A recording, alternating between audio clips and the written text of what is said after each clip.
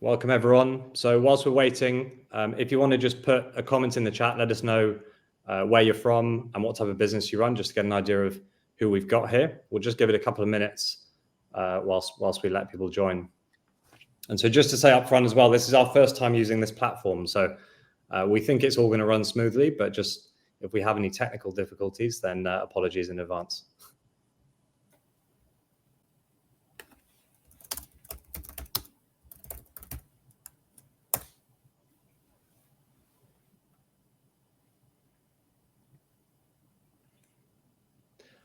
All right, so let's get started. So the theme of today's session is how to build a valuable, sellable business. So that's what we've got.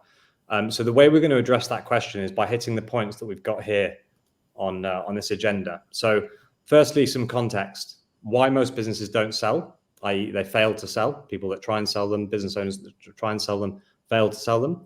And then we'll do a deep dive into how business valuations actually work. So give you a foundation of kind of what drives business valuation. And then finally, with that understanding, what do you need to do about it to actually start making a difference and building a valuable, sellable business yourself? And then not only that, but also how to avoid failure, which at the moment stands at about 50%. So 50% of businesses don't make it to their 5th birthday. And the way that we're going to show you how to kind of address building a valuable, sellable business would also naturally help you address the failure issue as well. And so what I also want to highlight here is that even if you're at the very beginning of your business journey and you don't know whether you want to sell or you think that selling might be 10, 15 years away, the best way to build the business is the same in any case. So if you can build a profitable, efficient, and well-run business that runs like a machine, the chances are it's going to be more sellable and more valuable. And it'll also be much easier to run yourself, which will make it more enjoyable and less stressful. And you'll then have a choice about whether you sell the business, which is a much more desirable position to be in than getting 10 years down the line and realizing that you built a business that causes you endless amounts of stress and no one wants to buy anyway. So I'll give you a little bit of an introduction. By the way, housekeeping first. So we'll be here for about 45 minutes, probably about half an hour of Graham and I talking, and then about around 15 minutes of Q&A. Any questions you've got, just put them in the chat and we'll get to them. So this is me, Tom Griffiths. I spent about 10 years I've been in finance for about 10 years, 7 of which were in investment banking and asset management at JP Morgan. And then the last 3 I've spent helping small business owners on a variety of different things, but specifically over the last few years, focused on helping business owners keep their business healthy, improve profits and cash flow, and then increase the value of their business. And I'm on a mission to help as many of those businesses as I can over the course of my career. Don't know how many years that'll be, but hopefully quite a lot. So that's an intro to me. I'll now hand it over to Graham, who will introduce himself and then go into the first point that I mentioned around the context and then driving what drives business valuations. So over to you, Graham. Great, thanks, Tom. And as some of you will hear by the accent, I'm based in Cape Town, and Tom and I have connected, over LinkedIn probably 6-9 months ago, Tom, and done quite a bit of work together. And Tom's actually going to be out in Cape Town to attend a wedding and hopefully play some golf in the next couple of weeks. So we're actually really looking forward to connecting in person and having a nice glass of wine and a round of golf, hopefully. But as you know, my name's Graham. I'm a chartered accountant by training, but have spent the last 20 years in various roles in banking, but probably the last 5 or 6 years really being entrenched in the sort of entrepreneurship SME space, from having my own consultancy to founding BizVal a couple of years ago. In the last 2 years, we've valued over 4,500 private companies.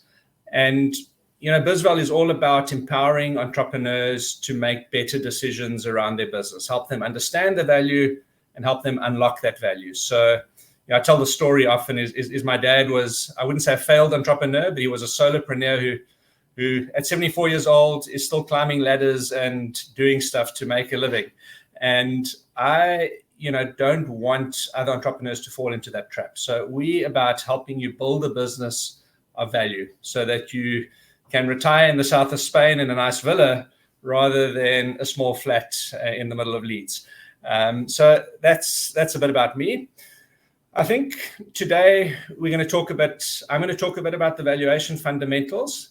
And then I'm going to hand over to Tom to talk through the principles on how to build that business of value. So there's going to be a little bit of overlap between the two of us, but I think we'll come together quite nicely. And please feel free to put your comments in the questions, or your questions in the comments.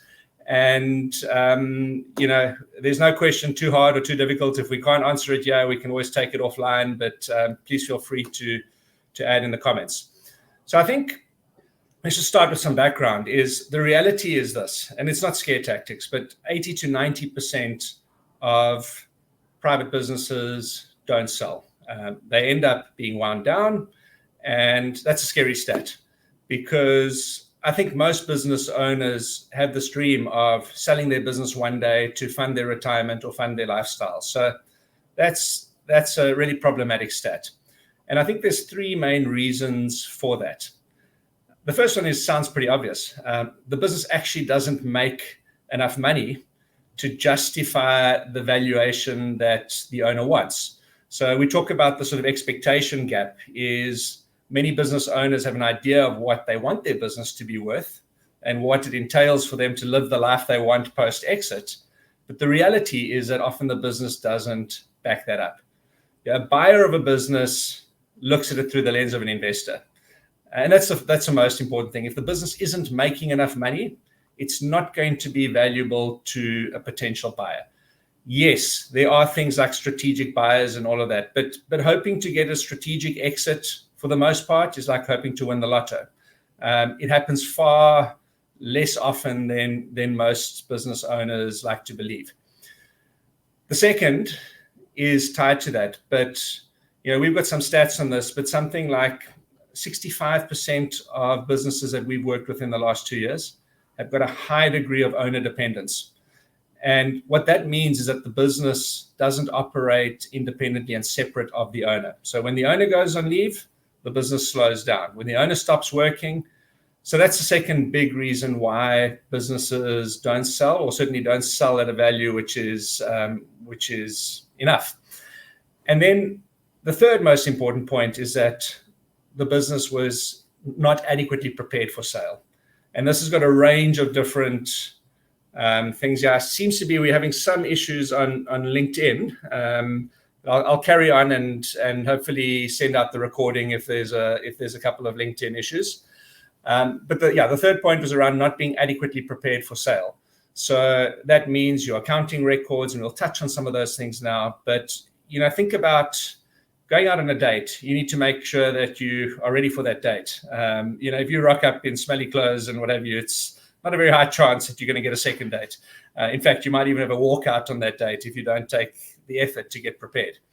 So what we're going to do is talk a little bit about what it really takes to create a valuable and sellable business. I'm going to breeze through a couple of these slides. Why are valuations important? Raising equity, selling a company, managing growth. I'm not going to dwell on this, but the first point is you need to understand what your business is worth. And besides being, having a value for sale, there's a bunch of other reasons why you might want a valuation. And the point I want to make about this is a lot of business owners say, I'm not thinking about selling now. Why do I need a valuation? Even if that is your departure point, there's a bunch of other reasons why you might need to have a valuation done, whether that's preparing for life insurance, taking care of your family, potential shareholder disputes.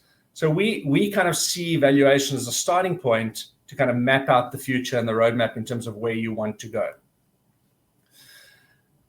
There's a misconception around valuation, and I'll touch on this just now, but at the end of the day, when an investor looks at a business, valuation is quite simple.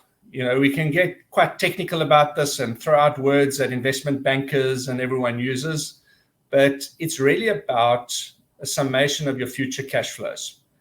How much cash profit are you making now? And how much cash profit are you going to be making into the future? And what are the risks and the likelihood of that happening? And obviously factored into that is growth. So if you've got high growth expectations, the business is worth more. So it's a function of cash profits, growth, certainty around those profits, and putting an investor lens on what the risk appetite of that investor might be. So certain investors might have a higher risk tolerance than others. And that's why sometimes different buyers might place a different value on the business, because they have different different expectations around the investment return. We talk about valuation being a combination of craft and science. It's primarily science, but you also need to be aware of what's happening in the market. Sometimes you might not achieve the valuation that your business is inherently worth because it's a bad time. If you're at the bottom of the cycle, it might not be a good time to sell your business. But the point is, it doesn't mean that you shouldn't focus on the fundamentals and make sure that you have the optionality and be ready to sell at any point in time. So I'm going to talk for about another 5 minutes. I'm going to talk about the 5 key pillars of building a business of value, and then a couple of the value drivers and detractors, and hand over to Tom. So I've spoken about this already. Owner independence, I can't stress this enough. As entrepreneurs, we're passionate, we're energetic, we want to build, we want to be involved in the business, but we become the noose around our own necks often as entrepreneurs. And when you're building a business, I think it's about a mindset from day one where you keep asking yourself is, how do I make myself redundant? How do I make sure that this business can operate without me? And sometimes it's hard. Sometimes, it's harder to train somebody to do something that you're doing. I can do it in 5 minutes. It's going to take me 5 days to train somebody. But if you don't do that, you get stuck. So I think that's the first point I want to just kind of emphasize. The second one, and it's linked to this, is around building effective and scalable processes and systems. And one of my business mentors has always said to me, you're more likely to suffer from indigestion when your business scales. And that's such an apt point, because as the business grows, have you got the systems and processes that can handle that scale? And a lot of businesses fall short. So, things like CRM systems, a lot of business owners say, well, why do I need that? I can do it off Excel, or I can do it off, I can do it off Outlook. At the end of the day, when a business grows, you need to have those systems in places. And whether they are technology-led systems, whether they're people-led, that's what enables the owner to take a step away from the business. The third point, and Tom is going to talk about this in a little bit more detail, but is around strong unit economics. And strong unit economics is, does the business actually make money? Okay. Are you able to, at a unit level, make a profit margin on everything that you're selling? And if you don't have this, you don't have a business, you have a charity. And that's not just on paper, but it's actually, how does that unit economic convert into cash? The fourth point is around really understanding your customer. So what pain point are you solving for them? And how do you get that customer to keep coming back, referring you, and reusing you over time? So it's often we talk about customer lifetime value. And for business owners, some of these things are really practical things. What does your Google review say? If you're in the hospitality industry, what is your booking.com rating? So understanding what your customer needs are, what their wants are, and actually tracking and measuring that is really, really critical. And then the last point is around, is the market big enough to actually achieve the value that you want? So some people have great businesses, but they're just small businesses, okay? And unfortunately, if your market is too small, you're never going to be able to extract a huge valuation out of that business.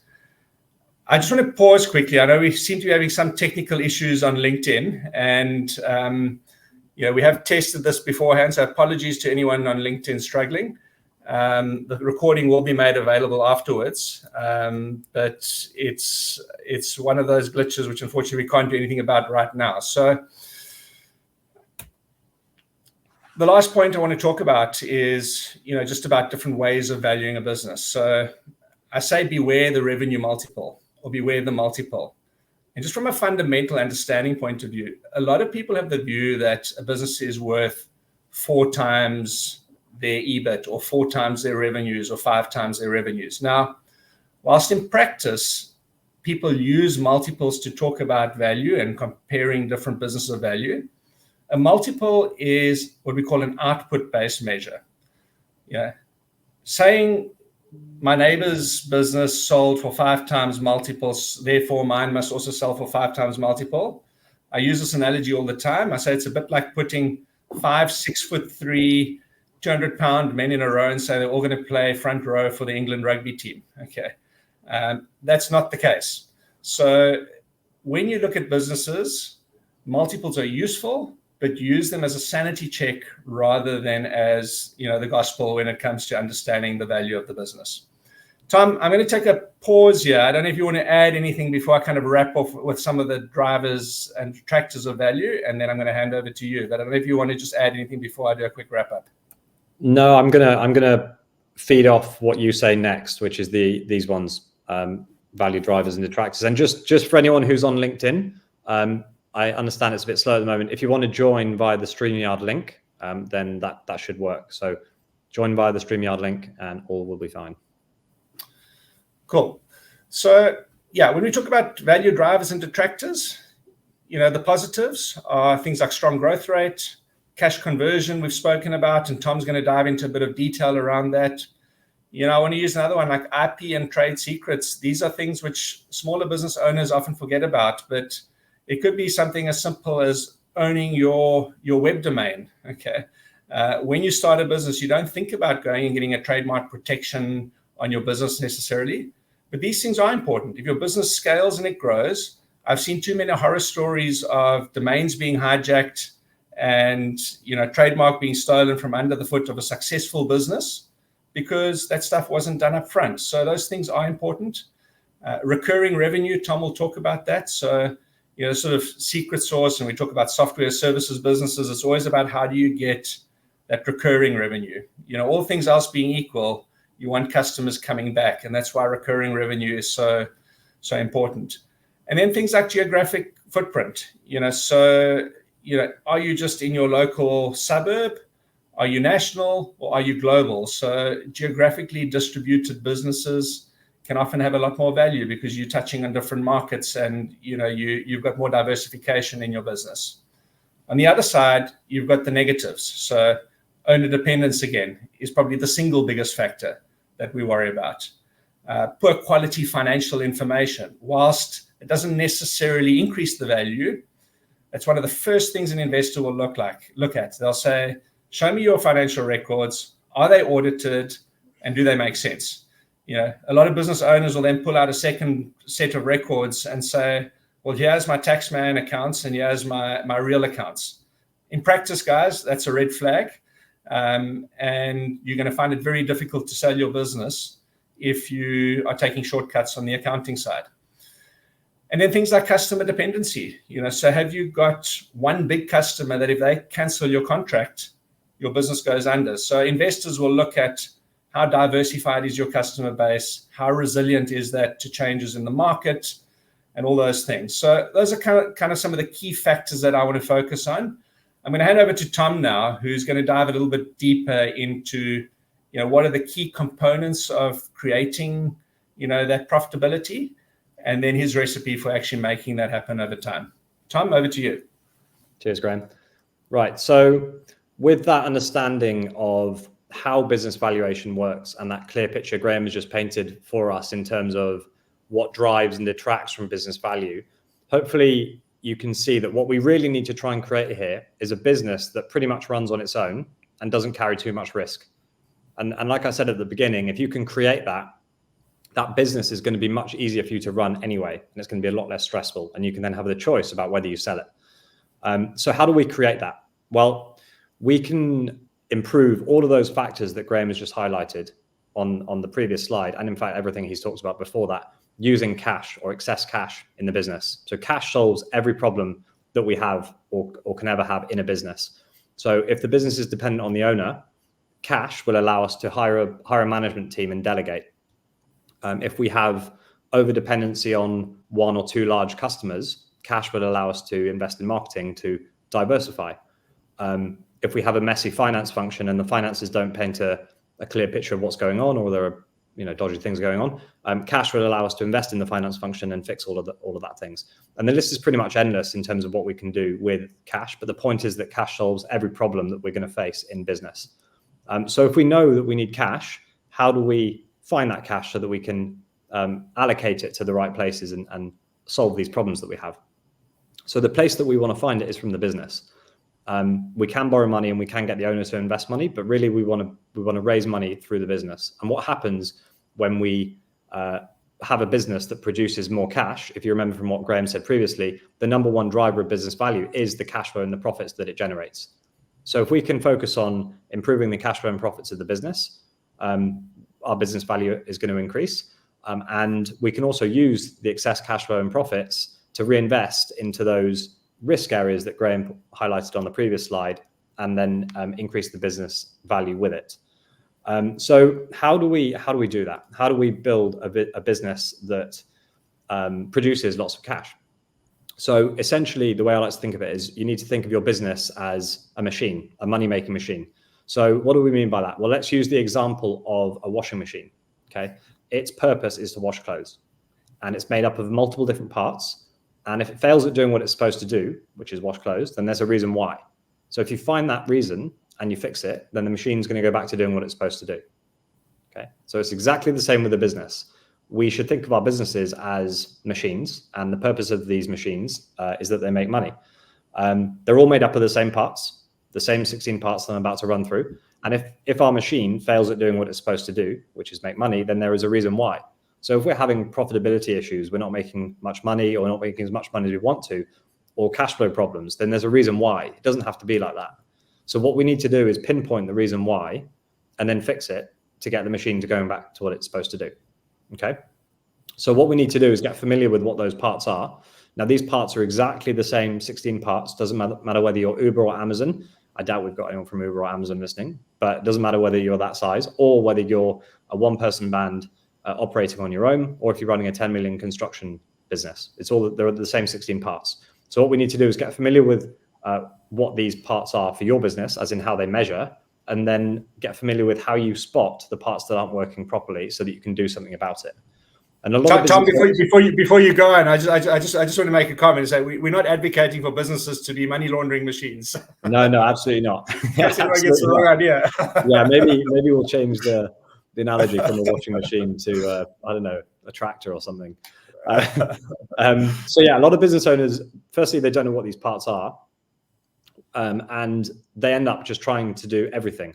So they don't really know what the problem is in their business.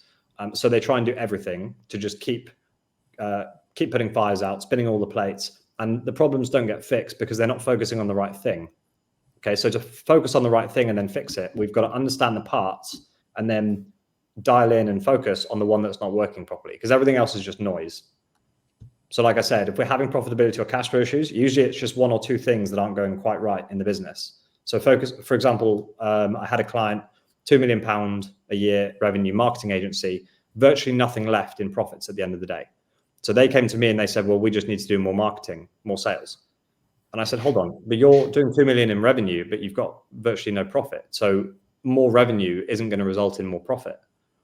And it was kind of an eye-opening moment for them to then basically go through this exercise that I'm about to go through with you and show them kind of what they need to be focusing on. So with that in mind, what are the parts and how do we improve them? So like I said, each business is made up of the same 16 parts, and each part's job is to increase one of these three areas. So revenue, profit, cash flow. Revenue is what you sell, profit, what you sell minus your expenses, and then cash flow is what's actually left at the end of the day for the business owner. Okay, so if we've got, here's an example.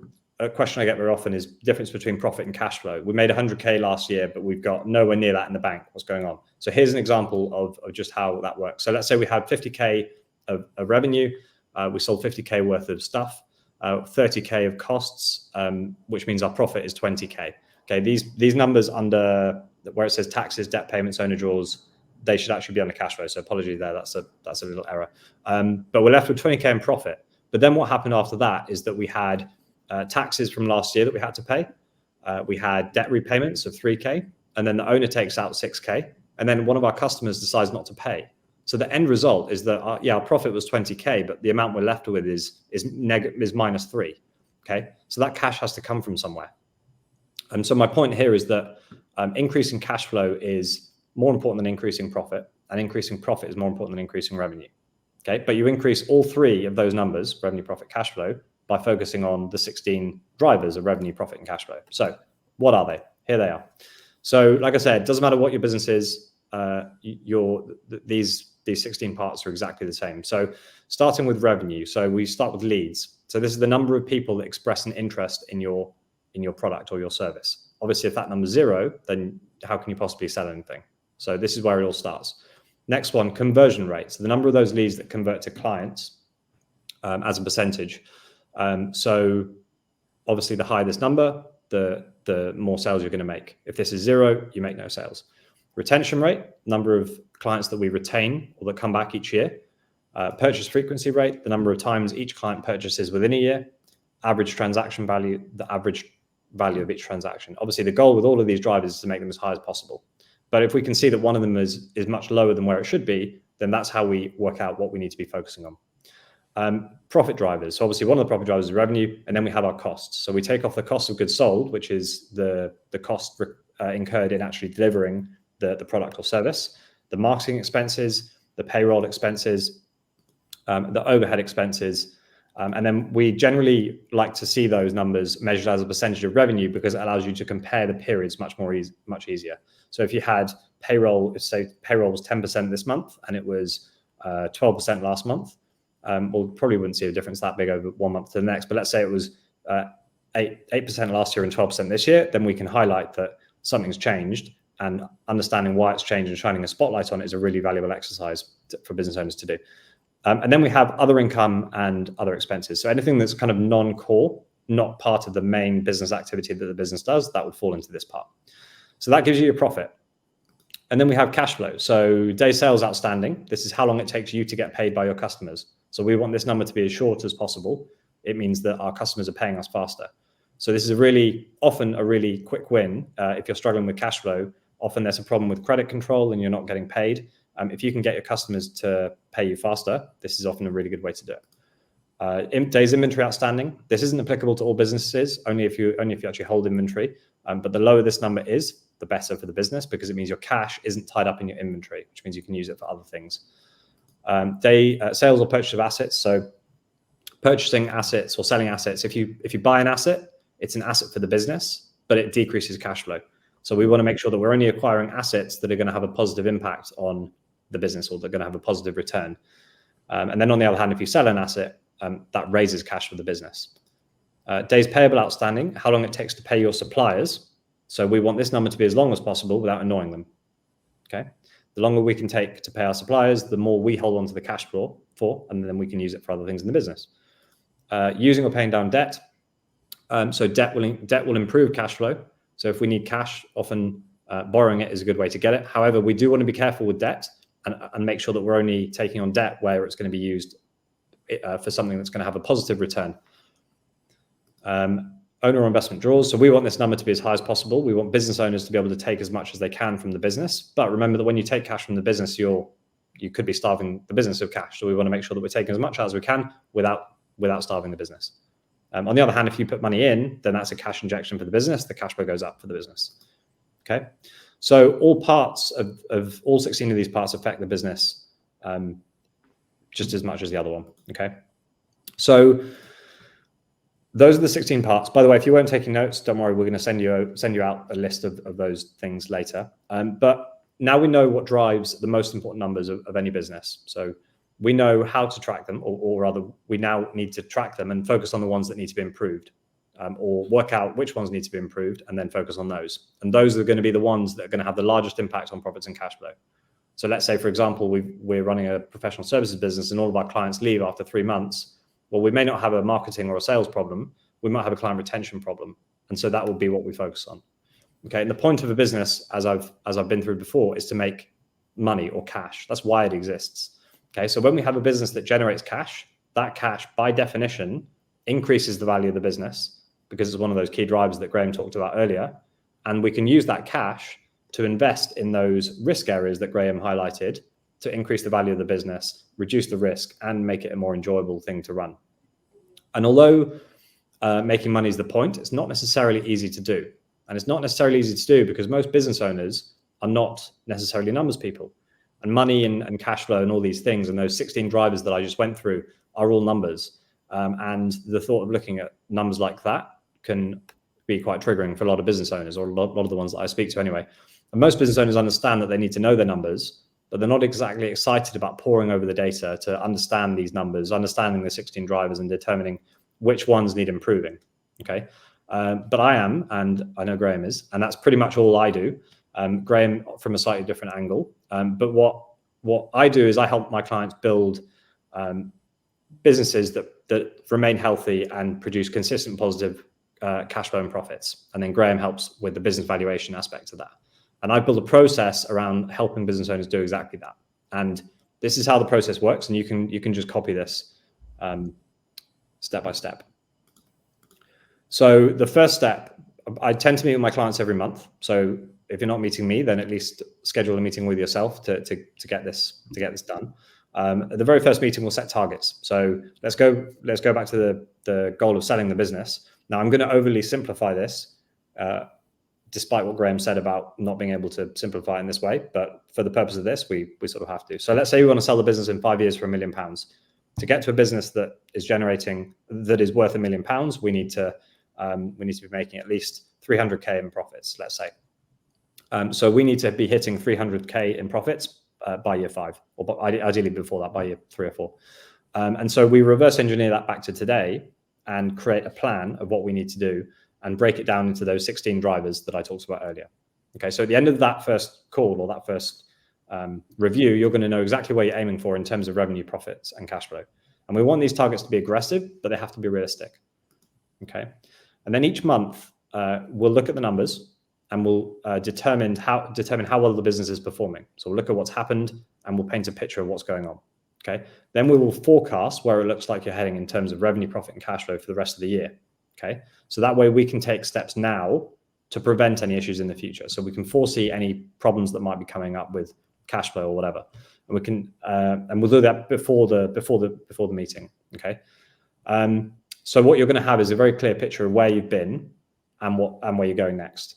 Okay, so you're going to know where you are in relation to your targets at any given point in time. Clarity. What we'll then do is have a scorecard, a red, amber, green scorecard, so that you know exactly what's working and not working in the business. So we've got the information from the previous step. So clarity on the numbers. And then step 2 is understanding what's working and not working in a very simple way, red, amber, green. And then this is where the whole process comes alive. What we'll do is we'll create a plan. So if you're not on track to hitting your targets, we will create a plan to get you back on track to hitting your targets. If you're on track, then we'll create a plan for keeping you on track. And instead of focusing on or guessing what to focus on, I will actually tell you what to focus on if we work together. And at the end of the call, you're going to have a very precise action plan for you and for your team. Okay. And the only thing left to do from then is going to be to execute. And the plan will be detailed and specific. So you're going to know exactly what to do during the month, and what you need to do to actually execute the plan. And then if you run into any roadblocks or questions, then I'm just going to be an email or a phone call away. So you'll have unlimited access to me. So I'll be your financial guide, essentially. And then it's a case of just repeating that process. And that's pretty much it. And the whole point of this is so that you can go from owning a stressful job that doesn't really have much value to owning a successful business that generates consistent positive cash flow that builds the value of the business and something that you can one day sell. Tom, I mean, if I can just add in there, I think the summary of a lot of that is it all comes down to, are you working in the business or are you working on the business? And a lot of the stuff is quite habitual. So that process that you laid out there for business owners is actually about taking a step back and looking from the outside in terms of where do you want to go with your business? What is your objective? And I think a lot of business owners kind of find it quite surprising because there's no rocket science in it. It's actually about discipline and looking from the outside in rather than just being inside the business all the time. And that framework just allows business owners to do that in a structured and repeatable way. And once that mindset's set, a lot of the other things in the business which were stressful and problematic before kind of fall into place. It's a bit like if you're training to improve your fitness. When you get into the habit of going to the gym 3 or 4 times a week, suddenly it's not a problem anymore. And I think, that's really the power of that sort of framework. Absolutely. Yeah, thanks for adding that, Graham. So that's it in terms of the stuff that we wanted to go through. Now, in terms of next steps and a few bits and pieces that we want to give you. So firstly, I'm offering a complimentary 30-minute call with any of you who are interested, anybody who would like to have a chat about kind of where you're at with your business, where you're trying to go, any of the roadblocks that are stopping you getting there, and then we can brainstorm any potential ways to help you overcome those. The 16 drivers of the business that I went through earlier, I'm going to give that to you all in a report. So it's going to break down each area and explain what each area does or what it means, and then how to work it out for your business. And then an express business valuation. So this is going to give you an idea of kind of what your business is worth at the moment. And then what you can do is you can, in your mind, work out how far away that is from where you're trying to go. And if you don't really know where you're trying to go, then perhaps it's a good time to set a goal and then combine that with what you get back from the business valuation. And then you can highlight the areas that you need to potentially work on. And then an exit readiness scorecard. So this is a questionnaire that you'll go through to basically just highlight how ready you and your business are for an exit. So if you're interested in all of that, then you can just scan the QR code, which is up on the slide, or visit the website, which is there, synergycfosolutions.co. Schedule that call, and then what I'll do is I'll send you the report, the business valuation, and the exit screening scorecard before the call that we have, so that you can do those things, and then we can discuss them on the call together. And I will pause there. Graham, anything to add? And if not, we can open it up for some Q&A.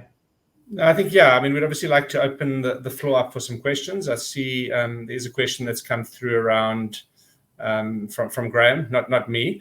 Also be talking to myself, but basically saying this is management accounting, setting of budgets. The question is, how does a business know that it's creating value for its clients, that it's operating in the right market, etc.? And I think, Graham, that's an absolutely great question, because we are talking about process, we're talking about accounting, but at the end of the day, it comes down to, are you adding value to your clients? So yes, we focused on some of those pieces. I think that feedback loop with your clients, I mean, that's one of the systems and the processes that any business needs to have, is absolutely critical. Some of that is, are you talking to your clients? I think some of the practical tools, things like Google reviews, Trustpilot reviews, actually asking your clients, what do they think? What's working? What's not? You can't bury your head in the sand and just assume. And I think it's really, really important, is as much as you do financial reviews, whether it's once a quarter, whether it's once a year, is actually to have regular customer check-ins. Ask them for feedback. What's working? What's not? I know too many business owners, they just kind of get going and they forget about it. The people that have made them get to where they are, and then they ignore the customers and they kind of abstract and they think, oh, it's just a money-making machine. You're absolutely critical, is you got to do that. You got to do things like regular market research. Go and see what your competitors are doing. Observe the trends. So there's no singular answer to that, but those are things that you have to do. Don't you want to add anything to that, Tom? So just to be clear, the question was, how do you know if you're adding value to your clients? Yeah. I would ask them. Exactly. That's what I would do. I would ask them. And then I would also pay attention to what's happening. If you remember those 16 drivers that we went through, pay attention to what's happening at the beginning. So in terms of, if you're talking about, are you providing value to your existing clients, then how about we look at the retention rate of clients and the repeat purchase rate? If you have clients that are sticking with you for a long time, then it's an indication that, yeah, you are providing value to them. On the other hand, if you can't bring on enough clients, or you can't bring on clients, then perhaps it's an indication that either your marketing isn't quite hitting the right points with your potential clients, or you've got a sales problem, or maybe the value proposition isn't quite there. So that's kind of the part of this process that I would pay attention to if you're wondering whether you're adding value to your clients. But also, I would ask them. Yeah. Cool. There's another question that's come through from Charles. Is how does a boutique M&A business assess its place in this SME space? So I'm not quite sure 100% understand the question, but so I'm going to hand it over to you, Tom. you go first, and then I'll take a stab. I'll think about it. Can you repeat the question? How does a boutique M&A business assess its place in the SMB or the SME space? Yeah, I'm not sure exactly what that's asking, but I can have a go. So I would say I would say it's a case of working out which part of the market you're serving. So if you're M&A serving the SMB, are you serving 5 to 15 million pound revenue businesses? What exactly are you doing for them? Are you helping them merge with other businesses like theirs, or are you helping them sell? I don't know if that adds anything at all, but I think it's just a case of getting clear on exactly what you're doing and for who, and making sure that your marketing messaging communicates that and not trying to be all things to all people. Yeah, maybe I can just add a comment to that. I think, there's an underserved part of the market, I think, when it comes to M&A in the sort of £2 million to, let's call it, £10 million space. It's too small for the sort of traditional private equity, corporate finance houses, and maybe too big for some of the sort of smaller business broker space. And I think a lot of the time, in terms of, let's call it, boutique M&A in the space, it's actually more around, it's less about business broking, and it's more about being potentially a sell side or buy side advisor to your clients. So, I think, that's just a perspective on that question. And yeah, we can take that offline, Charles, if there's any more detail around that. There's another question from Cam, and Cam says, typically, how much additional value do IP and trade secrets add for a service business that doesn't have any specific product or software IP? I think maybe I'll take a stab at that first, and Tom, you can jump in. I kind of look at this quite simply. IP and branding in itself does not have any value. It might sound like a controversial statement, but it has value insofar as it enables a business to create additional profits and cash flow. I hear this all the time with smaller businesses. I've built a great brand. I've got 30,000, Instagram followers. But unless you can find a way to convert those followers and the brand and the IP into actual revenues and profits, it's got very little value. And typically when we talk about the goodwill or the brand value of a business, you value the business on a cash flow basis. And then you take away the actual value of the fixed assets and any liabilities. And that difference is what's often called the goodwill or the IP value. But it's how much does it add to extra profits at the end of the day, or extra cash profits at the end of the day.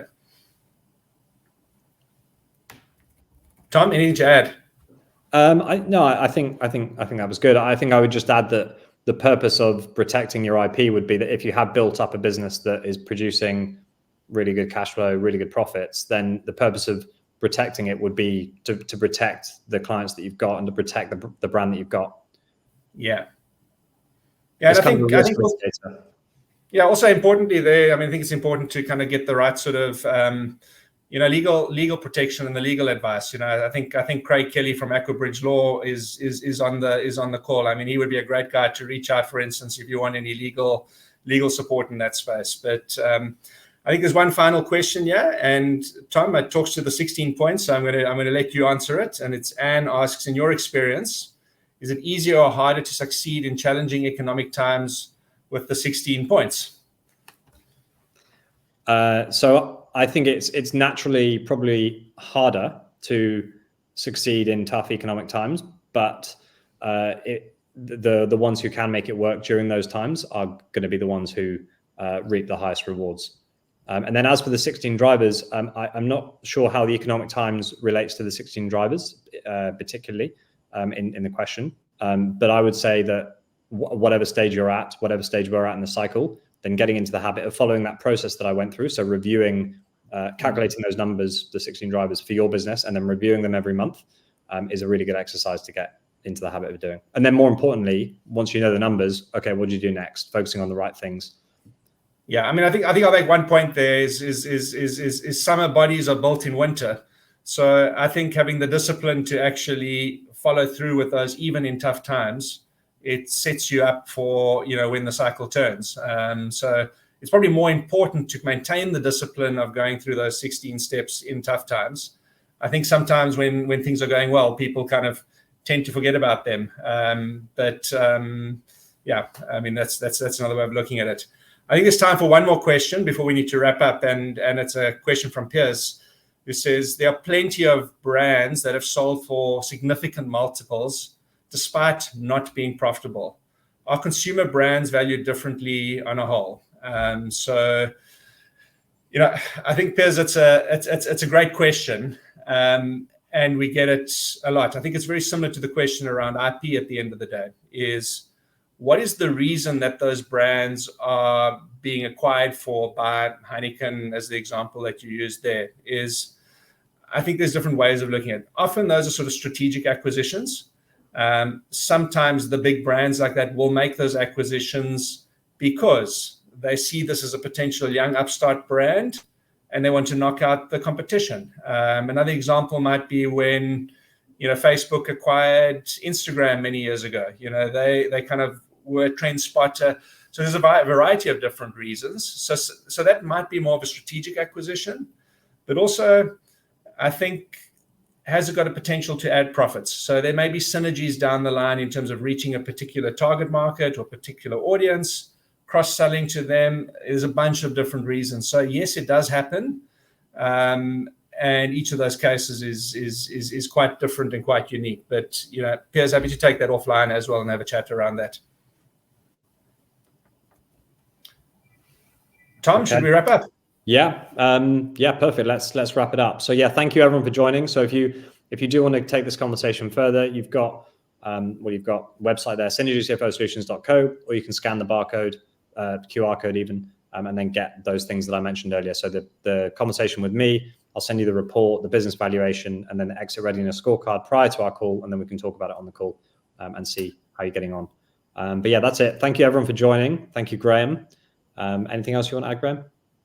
Yeah, no, thanks to everyone for joining. And yeah, apologies about it's out of our hands, but the LinkedIn and streaming connections seem to have a bit of an issue, but hopefully next time around, we'll be on top of those. Yeah. Thanks, everyone. Have a good day. Cheers. Bye. Ciao.